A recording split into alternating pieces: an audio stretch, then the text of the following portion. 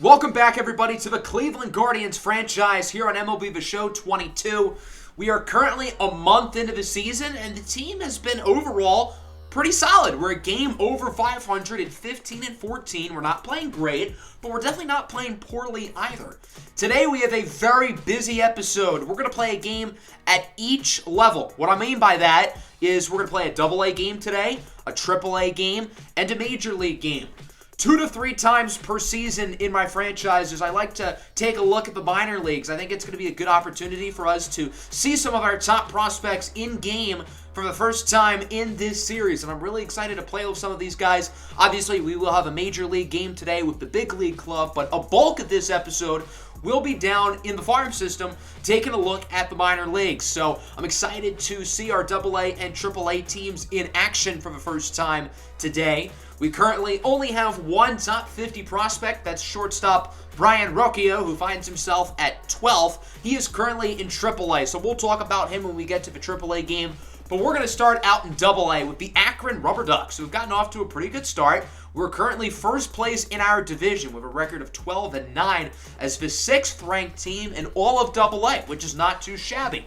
I think the AA team isn't as top-heavy as the AAA team in terms of good prospects, but I think it's deeper. I think there are more guys on the AA team to keep an eye on. We've got George Valera, who's gotten off to a slow start. He's only hitting 200, but he is a really good outfield prospect. I'm very high on his future. Bo Naylor, somebody who I think could be the catcher of the future if he develops. Nolan Jones, talented third baseman. We've been waiting for him to break out in our organization. Maybe this is the year.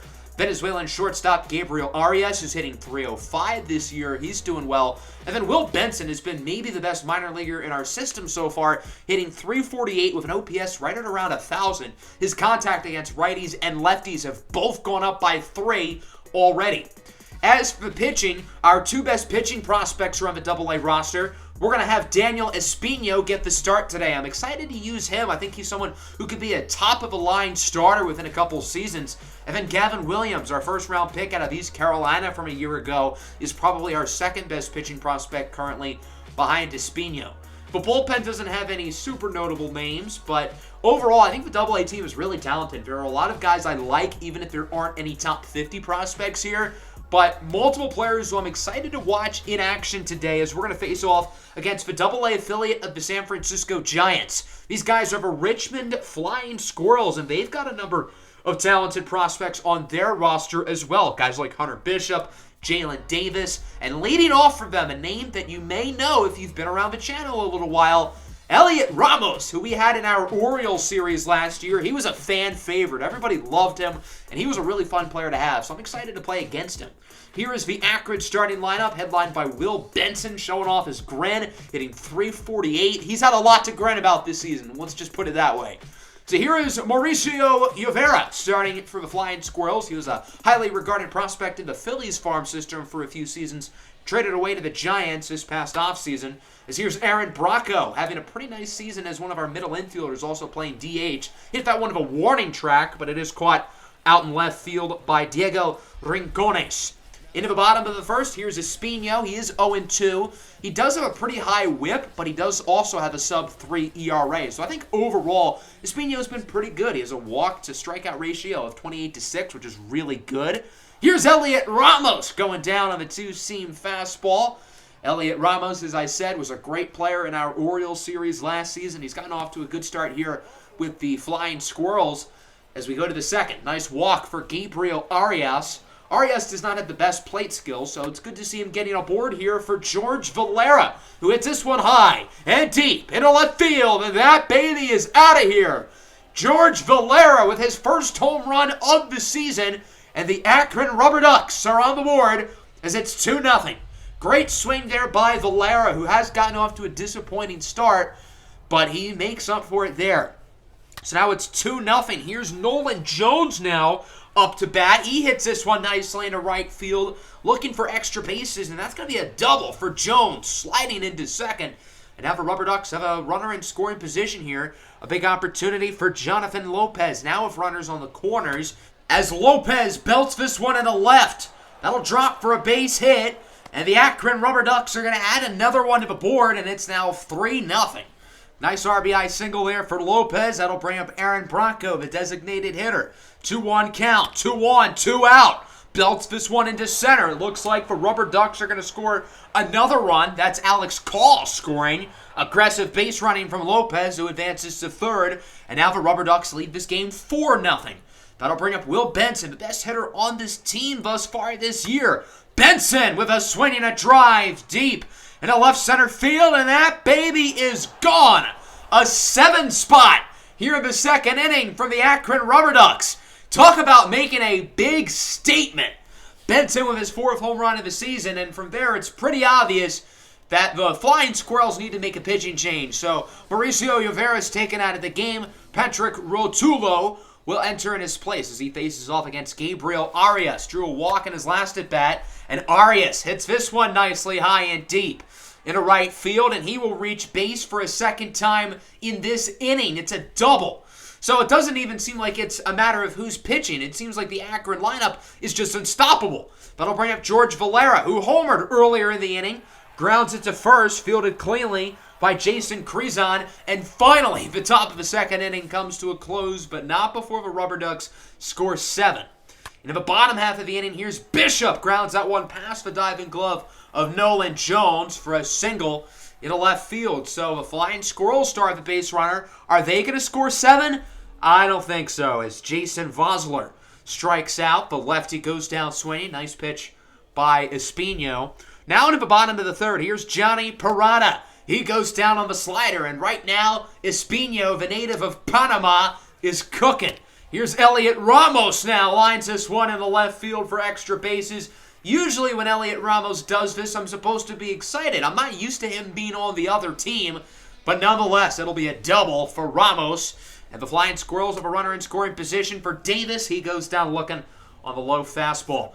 3 scoreless innings for Daniel Espino, and it has been all Akron Rubber Ducks early. They lead 3-0. Will Benson up here in the 4th with 2 away. He homered in his last at-bat. It's this one high and deep in a left field. That one goes to the warning track, but it will be caught by Diego Rincones. So 3 scoreless innings from the Akron offense. The problem is they scored 7 in the second, and that's where the Flying Squirrels kind of fell apart. There's a nice home run, however, for Hunter Bishop. Now it's 7-1. So Richmond does finally get on the board, making some noise. We'll see if they can add to that lead as Jason Vosler, the following batter, will draw a walk. So now they have a runner on base. Now they have runners in scoring position. 2 away for Johnny Parada, who singles it into center. So the Flying Squirrels add another run, and now it's 4-2. Richmond making some noise here in the 4th inning. That'll bring up Elliot Ramos, his second base hit of the game. Ramos into the gap. 1 run scores. A second one will follow. A 2-run double for Elliot Ramos. And the Flying Squirrels have put up 4 here in the bottom of the 4th. It seems like both offenses, when they're going to score, they're going to score in bunches. The inning should come to a close on this play, assuming the left fielder can track it down. That's Valera, who does make the play. But a good inning for Richmond. They scored 4 runs and have this game within 3. Here's Gabriel Arias leading off the 5th with a single into center field. Arias has reached base in each of his first 3 at-bats today. He is really hitting the ball well in Double-A and could be in line for a promotion very soon. George Valera with his second hit of the game. So arguably the 2 best hitting prospects in this lineup both start the inning with base hits. Now the bases are loaded. Nobody out here for Bo Naylor. He's going to fly this one into center. Should be caught by Elliot Ramos. He has thrown out some runners before in the Orioles series, but he's not going to successfully throw out Arias, who scores off of the sacrifice fly. George Valera advances to third. So now it's 8-4. Bases are once again loaded for Alex Call. He's going to ground that one to third. It's deflected by Vosler, and everybody is safe. The run scores, so now it's 9-4. The bases are still loaded. That'll bring up Jonathan Lopez. He's going to ground this one to second. Richmond looking to turn the double play, but the throw is misfired. 1 run scores. A second run follows. They will get an out at third, but the error is going to cause 2 runs to score, and the Akron Rubber Ducks are back up by 7, as it's now 11-4. Into the bottom of the 5th, Daniel Espino still in as he faces off against Bishop, who grounds out to short. Arias makes the play. So that'll end Espino's day. 5 pretty good innings He was scoreless in 4 of them. It's just at the bottom of the 4th, Richmond's lineup kind of went ham. Nathan Ocker is in here in the 6th, and his inning would go pretty smoothly as it would be a 1-2-3 frame. That fly out caught in right by Will Benson, and with 3 innings to go, the Rubber Ducks still lead by 7. Nolan Jones leads off the top half of the 7th inning with a single into left field. Everybody is getting base hits, really, for the Rubber Ducks. They're hitting the ball pretty well. They're not doing very well with runners on base, excluding the 2nd and 5th inning, which obviously they did fantastic with runners on. Here's Jonathan Lopez. He singles it into right. So the bases are loaded. A huge opportunity here now with 2 away for Will Benson. He homered earlier. Going to go for the grand slam, and it's not going to happen. He strikes out on the fastball. Will Benson's biggest weakness is certainly that he strikes out a little bit too much. His plate vision is not the best. And we move into the bottom half of the inning. Nick Enright is in for Akron. He's pitched pretty well. 12 1/3 innings with a sub-3 ERA. Overall, doing pretty well. Here's Jalen Davis with 1 away. Grounds it to first. Great defense by the Rubber Ducks. It's a 3-6-3 double play. San Quentin to Arias. Back to San Quentin. And now we are 2 innings away from finishing this one off. Melvin Adon is in here in the 8th. We're going to move a little bit faster, assuming Akron can hold on to their lead here. We'll see how many notable plays we have, such as this one, a walk by George Valera. And it's notable because that was probably a good 11-pitch at bat. Great discipline by Valera, finished off of a walk, and unfortunately would lead to nothing, as the following batter, Junior San Quentin, would ground into a double play. But it's still good to see Valera having a good approach at the plate. He's hitting the ball well today. I've been impressed with him. Now we transition into the bottom of the 9th, starting off with a strikeout off the bat of Arquimidius Gamboa. Good pitch there from Andrew Mishniak, as that'll bring up Alex Blandino now with 1 away, flown into center. Oh my God, it's caught! Alex Call with an unbelievable defensive play. Are you serious? What a catch by Call. Can we look at this replay again? Easily the best defensive play of this franchise series so far. Again, it's only been 4 episodes, but still, holy cow. The following batter will fly this one out to first. It's caught by San Quentin. And there's your ball game. 11-4 is your final. The Akron Rubber Ducks get the win. This was a very weird game because there was 15 combined runs, a lot of hits. You'd think this game was all about offense, but we only scored, and both teams scored in 3 of the combined 18 innings. We scored 7 in the 2nd. They got 4 in the 4th. We added 4 in the 5th, and that was it for the offensive scoring. Espina, I thought, did pretty well. The bullpen was good. And overall, our offense was quite solid. Will Benson had a great day. Gabriel Arias played really well. George Valera played really well. It was good to see all of our top prospects really performing in this game. So a good win there in AA for the Akron Rubber Ducks. Now we're going to shift our focus here to the AAA team. The Columbus Clippers currently sit at 12-12 on the year. There aren't as many good prospects on this team as the AA team, but this team has the man himself, Brian Rocchio, the #1 prospect in the organization, who is hitting the ball quite well this season in AAA. Put it this way, if we do another minor league episode in like 2 months or something, if Rocchio is hitting at this current pace, we're not going to be talking about him in the minor leagues in that episode because he's going to be a big leaguer. That's how good he's been playing. Tyler Freeman as well. I think he's going to get called up probably this season, assuming he keeps at his pace, currently hitting .329. There's first baseman Dustin Harris, who we traded for in the last episode, along with Julio Pablo Martinez, the 2 prospects we got from Texas. We're going to get our first look at them today as well. We're going to have Carlos Vargas as the starter. He's probably the best long-term prospect we have in the AAA rotation. Vargas only has C potential, but I believe it is at 79. The bullpen has some notable names, including Aniel De Los Santos, Logan Allen, amongst others. So we're going to play here this game against the Storm Chasers, who are actually the worst-ranked team in AAA. We are currently the 20th-ranked team in AAA, so nothing spectacular, but a little better. The Storm Chasers are a AAA affiliate of the Kansas City Royals, who of course are one of our division rivals in the major leagues in the AL Central, but they are also a division rival in AAA as well. Let's take a look at both lineups here. Obviously, the Clippers are headlined by Rocchio, Harris, and Freeman. The Omaha Storm Chasers' top prospects here include catcher MJ Melendez and first baseman Nick Pratto. I would say those are the 2 big names to watch for them. John Heasley will be starting. He's gotten off to a pretty good start this season, 3.38 ERA, although the whip is a little bit high. So here's Will Brennan leading things off, grounds it to second. It's deflected away by Jimmy Govern, but it will be an infield single, so the Clippers do get an early runner aboard with nobody out. That'll bring up Brian Rocchio. He's going to draw a walk on the low fastball. So Rocchio is aboard, and the Clippers begin with 2 runners on and nobody out for the meat of the lineup. One away here for Tyler Freeman. This one's going to go into the gap out in right field. 1 run scores. Rocchio looking to make it 2. So it'll be a 2-run double off the bat of Tyler Freeman. And the Columbus Clippers start this one on the board early as they lead it 2-0. Here's Carlos Vargas in 5 starts. He's 2-1 with a 1.82 ERA, .92 whip. He has pitched fantastic. We'll see if he can keep it going here, as it'll be Ivan Castillo, the leadoff hitter. This one goes into the gap in left field. Will Brennan chasing after it, and he cannot make the play. It looked like he tracked it down, but was unable to catch it. So it's a double for Ivan Castillo. And now the Storm Chasers have a runner aboard, but not for long, as he is gunned down going to third. Great throw by the catcher, Gavin Collins, to get the out. That'll bring up Emmanuel Rivera, who hits it nicely into right field. The Storm Chasers would have easily been able to score Castillo had he not tried to steal third, as it's a double for Emmanuel Rivera, and Omaha has a runner in scoring position. 2 away here for Ryan O'Hearn. He's played a number of games at the big league level, but he strikes out on the fastball. So Carlos Vargas gets out of a jam. It wasn't a perfect inning, but nobody scored, so it wasn't that bad. Gavin Collins up into second. He gets a base hit, so the Clippers have 2 runners aboard, 1 out. The offense is looking very good early in this game.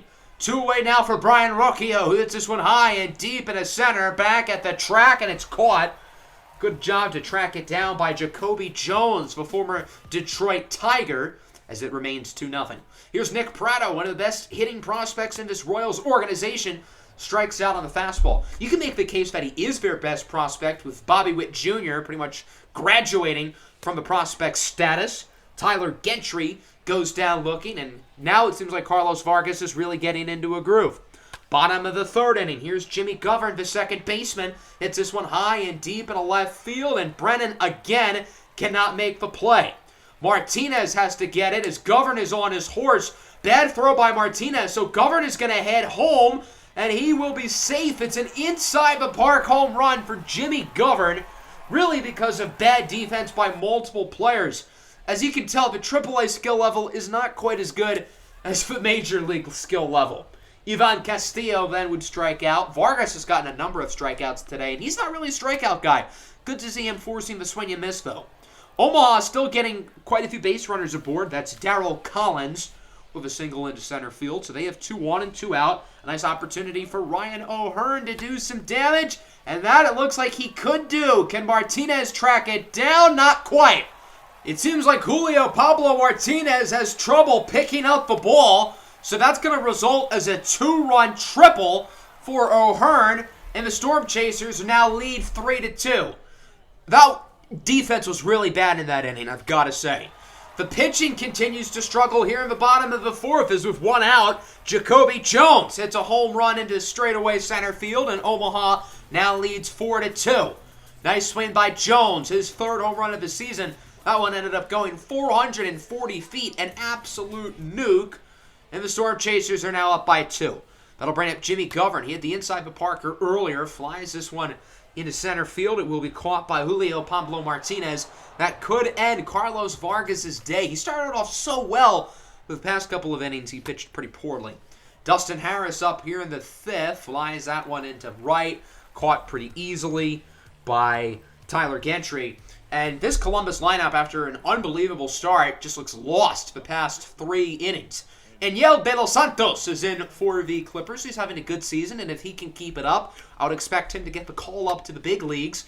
As here is Ivan Castillo leading things off quick. That one gets by Brennan. Martinez has to chase after it, and it looks like it'll be a no-out double. So a quick start there for Ivan Castillo, who's had a pretty busy day so far for Omaha. That'll bring up Rivera, who grounds that one past the glove of Harris. The throw from Stephen Kwan out in right field is not in time, so Castillo scores. It's an RBI single, and the Storm Chasers now lead 5-2.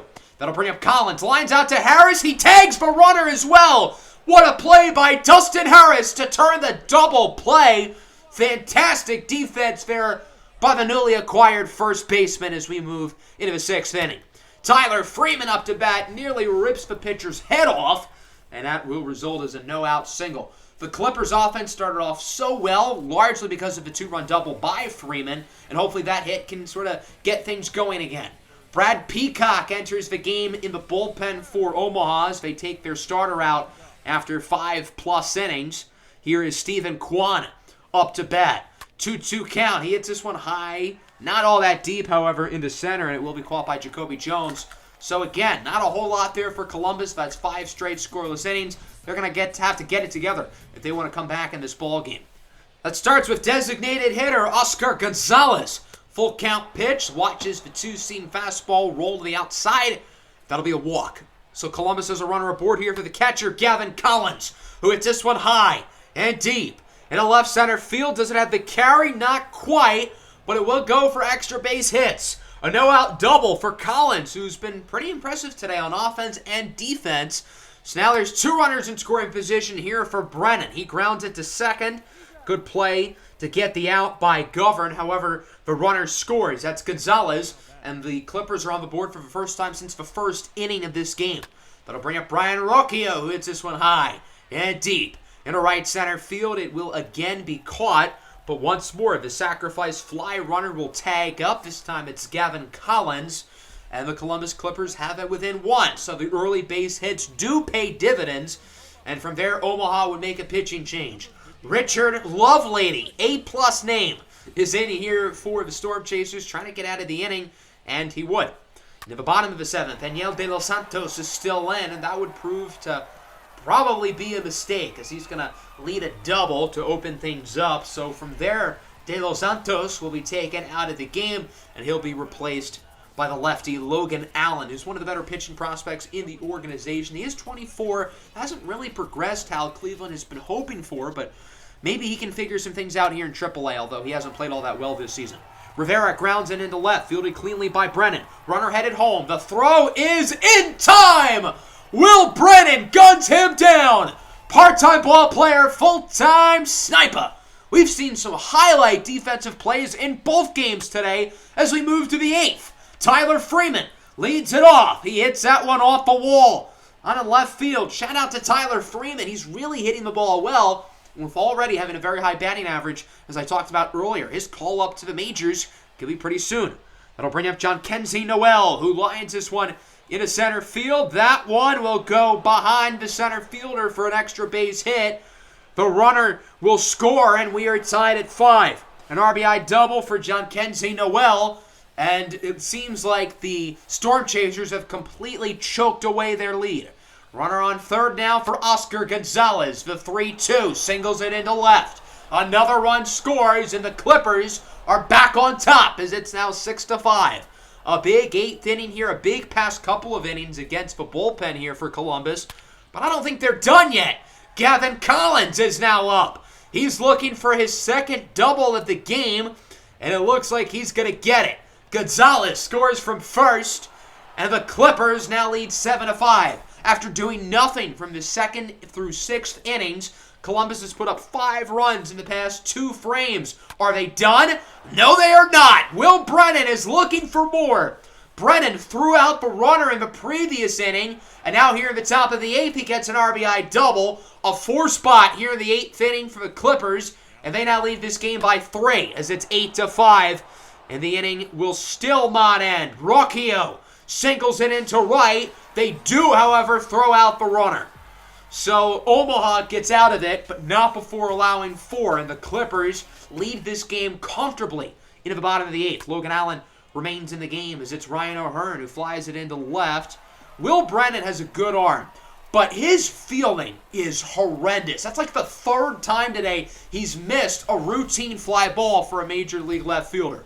It's a double for O'Hearn. He's now at 3rd with 2 away for Jones, who strikes out. Good job by Logan Allen to get out of the inning. 8-5, the Clippers lead, and we are going to move now into the 9th inning.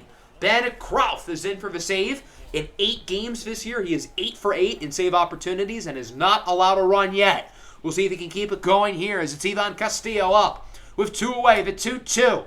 pops this one into shallow center. Tyler Freeman chases after it, and the Columbus Clippers win a thriller. 8-5 is your final. Another game where I feel like the offensive numbers look good. We scored 8 runs. We got double-digit hits, but the offense was bad. In 6 of the 9 innings we played, we scored nothing, and we didn't really get a whole lot of base runners in those innings. What we did was we got all of our runs in bunches, just like the Double-A team did today. So it seems like when we get a lot of runners on base, we can start hot streaks, which I guess is an interesting little trend. We didn't have any home runs, but we hit 6 doubles. I think Carlos Vargas wasn't the best, but the bullpen was great. De Los Santos, Allen, and then Krauf all did a great job. Omaha, 13 hits, 5 runs. They had the only home run in the game from Jacoby Jones. So overall, a great win as we now move to the Major League team, our Cleveland Guardians. I know a lot of people wanted us to play the White Sox in the last episode. We're going to play them here today on the road. So we have 6 games to simulate, 2 against the Padres, 4 against the Blue Jays, all at home. And both of those teams are quite good, and it shows as we would end up going 2-4 in that stretch. Not very good. I wanted to play the second game of the Chicago series. We've already pitched with Shane Bieber twice. So we said the first game we lose 4-1. So we went 2-5 in that opening May stretch. Not ideal. So as we take a look at the numbers through a month plus, the offense continues to be underwhelming. Outside of Jose Ramirez, nobody has really stepped up. And then as you look at the pitching, Shane Bieber has an ERA in the 5s. Cal Quantrill's also not doing great. Aaron Savale leads the way in the rotation with Plesac and McKenzie playing well. And then the bullpen has been fantastic. Emmanuel Clase is on fire. And all the middle relievers who I was worried about going into the season are performing at a very high level. The White Sox currently sit at 25-10. They've been one of the best teams in the majors this season. Of course, led by manager Tony La Russa, Mr. World Series baseball man. Those are his words, not mine. La Russa has completely taken control of this team by the wheel, and let's just say he's done a better job than when he was controlling his car by the wheel, if you know what I mean. All right, here's a look at both lineups. The Guardians are mixing it up a little bit. Yu Chang getting the start in the infield. Ahmed Rosario is going to play left, and Oscar Mercado will get the day off. Here's Lance Lynn on the bump for Chicago. He has really turned into one of the better pitchers in the majors for a number of seasons now, and this season has certainly been the case once again. Here's Jose Ramirez up to bat, 2 away, nobody on. Ramirez hits this one high and pretty deep in a right field. Back at the track, at the wall, it's gone. A solo home run for J-Ram, Jose Ramirez. His 12th of the year, and the Cleveland Guardians are on the board as it's 1-0. Ramirez continuing his fantastic season at the plate as we move to the bottom of the first. Aaron Savale, who's pitching at an all-star level in here for Cleveland. He's been by far our best pitcher so far, which says something. With a rotation that has Shane Bieber, that's certainly a compliment, even if Bieber's been pretty bad this year.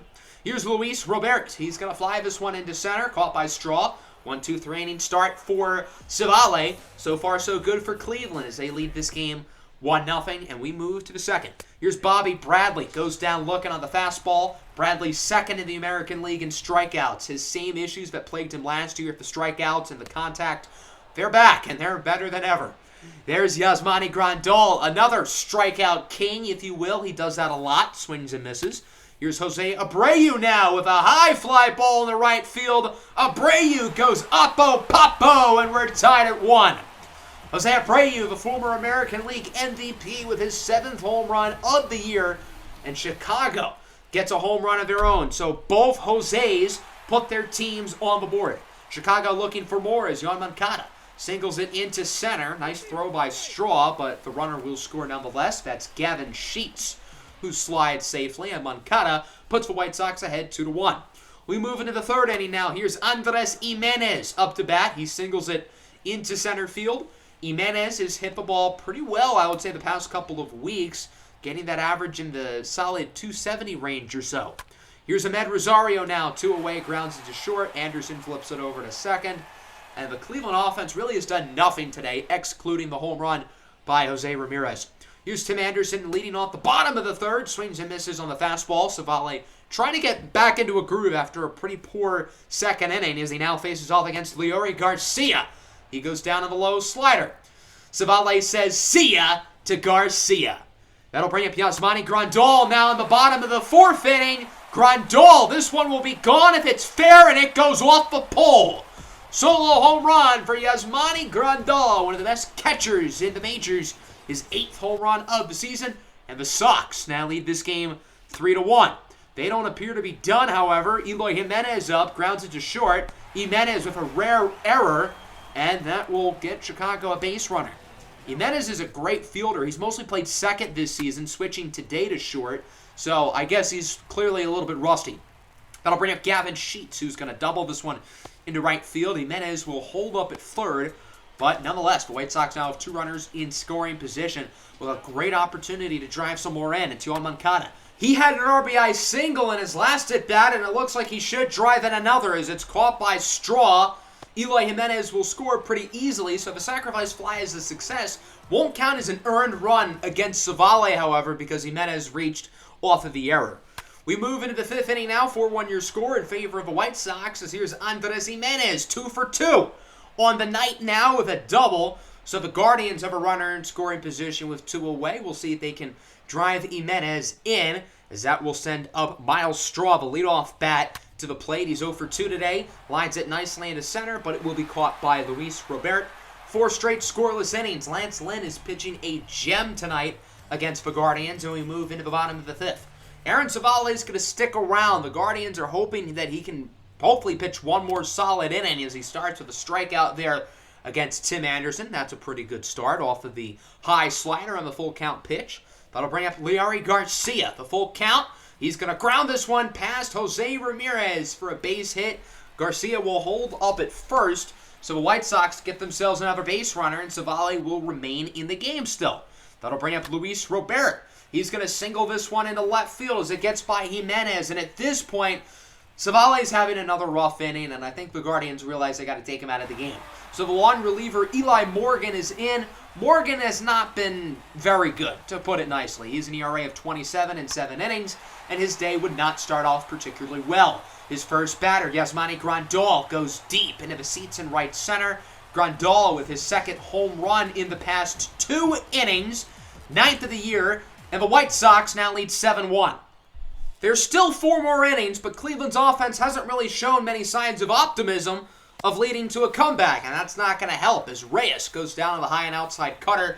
5 straight scoreless innings there for Lance Lynn, and the Sox remain on top, 7-1. Eli Morgan still in. Cleveland hoping to get multiple innings out of him as the 6th inning would start pretty well. Tim Anderson will reach off of a single here with 2 outs, so the White Sox have a runner on, but they're still probably going to need an extra base hit from him to score, and I suppose that'll help. It's not an extra base hit, but it keeps the inning alive. Single from Leury Garcia. So now there's 2 on, 2 out. A big opportunity here for Luis Robert, and he will ground this one to short. Jimenez flips it over to second. Yu Chang tags the bag. So Cleveland gets out of the jam there, but they're still down big. With 3 innings to go, the Guardians find themselves losing by 6 as Reynaldo Lopez is in for the White Sox. Lopez was a great starting pitching prospect. He never really panned out. The White Sox have pretty much turned him into a reliever, and he's been fantastic. So credit to Chicago for really figuring out how to utilize him as Bobby Bradley opens up the inning with a single. Bradley hovering right at the Mendoza line. I think that hit does put him over 200. That'll bring up Yu Chang, who's been one of the better hitters for Cleveland this year, singles it into center. Now the offense is getting some things going, and I think if Chang continues to play well, he's going to get more of an opportunity as an everyday player. Josh Naylor draws a walk, and the bases are now loaded. Look at this, a big opportunity for Cleveland. Oscar Mercado enters as a pinch hitter for Luke Maile. He strikes out on the changeup. A bad swing and a miss there by Mercado in his 1 and only at-bat of the night. That'll bring up Andres Jimenez. He's had a nice day at the plate, 2 for 2. Flies out to right, but the Guardians will score off of the sacrifice fly. That's Bradley, who slides home safely. And Cleveland scores for the first time since the first inning, as it's now 7-2. We move to the bottom of the 7th. 2 away here for Gavin Sheets. He flies this one into center, caught by Straw. Good inning there for Eli Morgan. We're going to move into the 9th inning now. The game is still 7-2. The Guardians are down by 5 as the veteran Joe Kelly, yes, the same guy who was sticking his tongue out when he was with the Dodgers, he is in for Chicago. His 11th appearance of the season, 1.74 ERA. Leading off the inning is Bobby Bradley. Got a hit and scored in his last at-bat. and he looks like he's going to get another hit. That's a good start. I know the Guardians are down by 5, but I suppose we've seen crazier. Put your rally caps on now, guys. We need the good luck. One away here for Josh Naylor. Double play ends it, and that one is bobbled by the first baseman, Abreu. That could have sealed the game, but instead it's a base hit for Naylor, and the Guardians are going to stay alive for a little bit longer. That'll bring up Andres Jimenez, 2 for 2 with a sacrifice fly. Make it 3 for 3, a single into center field. What a game for Andres Jimenez, one of his best as a Guardian, and the bases are now loaded. The tying run is on deck, so the White Sox are going to say, no more funny business, let's get Liam Hendricks in to finish off the job, and I don't really blame them. Hendricks is one of the best closers in baseball. He's 16 for 16 in save opportunities, although since it's a 5-run game, it's not really a save opportunity quite yet. Straw deflects that one off of Hendricks. Straw is safe at first. Run scores. It's now 7-3. Base is still loaded. Tying run is at the plate. It's Ahmed Rosario. A grand slam will tie it up. A swing and a drive into left field. Ahmed Rosario ties the game at 7. I don't believe it. With 2 away, the Guardians needed the biggest hit of the season, and they get exactly that off the bat of Ahmed Rosario. Cleveland entered this inning down by 5 runs, and now it is tied. What a great job by Cleveland to get back into the game, finished off by the first grand slam in this series by Ahmed Rosario for just his 3rd home run of the season, but it really could not have come at a better time. A dagger in the heart of Tony La Russa as Rosario is congratulated by everybody in the dugout. Can we look at this one again? Beautiful swing. Rosario knew it was gone, so he goes for the bat flip. Wow, what an improbable comeback here by the Cleveland Guardians to get back in the game. That'll bring up Jose Ramirez, who hits this one high and deep in a right center field. This one is a chance at the track, at the wall. Are you kidding me? The Guardians have taken the lead here in the top of the 9th. Jose Ramirez with his 13th home run of the season, his 2nd of the game. What the hell is happening right now? The Guardians look like dead men walking going into the 9th inning, down 7-2, and now they are winning. Unbelievable. Jose Ruiz is in for the White Sox. They're using their 3rd pitcher of the inning as he faces off against Franmil Reyes. The 2-1 pitch with 2 away. Reyes with a chopper over to 3rd. Moncada fields it cleanly, gets the out at first. We thought once this 9th inning was over, the game would be over. But not so fast. A game-tying grand slam by Ahmed Rosario, followed by a solo homer by Jose Ramirez, will put the Guardians ahead by 1, and it's time for our closer, Emmanuel Clase, to come in and finish off the job. Clase is 9 for 10 in save opportunities this season. He's allowed 1 run in 11 innings, pitching at a fantastic level, showing off his nasty cutter as he strikes out Luis Robert. The White Sox are down to their final out. Now their final strike. It's Grandal. Lines it to first. Bradley picks it up and tags the bag. And the Guardians win the game 8-7. Your final. Wow. What else am I supposed to say? This was an unbelievable 9th inning. A gritty win here by the Guardians, who really did not play well at all today. Down by 5 runs going into the 9th inning. And we stuck to it. We were able to get some base runners aboard. We score a run. Then Ahmed Rosario gets the grand slam, followed by Jose Ramirez, who went deep twice today. Again, 8 runs, 12 hits. It looks like our offense played well. I really don't think we hit the ball all that well today. It's weird. In all 3 games today, we won because we scored in bunches and we put up good offensive numbers, even if our offense was not consistent at all. The White Sox hit the ball very well early on. Savale really struggled. Morgan kind of struggled, but Steffens and Clase finished off the job. I am completely out of breath. The ending of that game was nuts. We simulate our next 4 games. We beat the White Sox 7-0, and then we lose 2-3 against the Twins. So that puts us at 20-21. We're tied for last in the division, largely because the division's been really good. It is worth noting that Jose Ramirez is 3rd in MVP, currently only trailing Shohei Ohtani and Trevor Story. So that's going to conclude today's episode. Next time, we're going to get through the month of May. I think I'm going to introduce the draft class in the next episode as well, which should be fun. And then the episode after that will be the draft. I hope everybody enjoyed. Make sure to hit the like button and subscribe. I know this was a long episode, but I really hope you enjoyed the 3 games and the minor league showcase. Peace out.